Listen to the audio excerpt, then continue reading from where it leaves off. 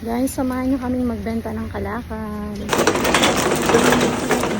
yung kalakal sa bahay.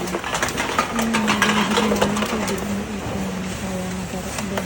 Ito po yung aming kinita sa kalakal. I-refund na natin yung ating kinita sa kalakal. I-scan lang natin yan dyan sa machine. Tapos, lalabas na yung ating ayun kung magkano yung ating kinita sa kalakal.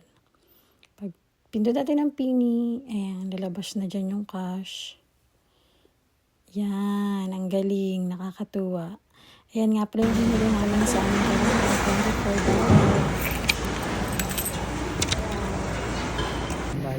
$24. Guys, tapos na po kami magbenta ng bote. Naka $24 kami. Kaya uuwi na kami. May pang McDo na kami.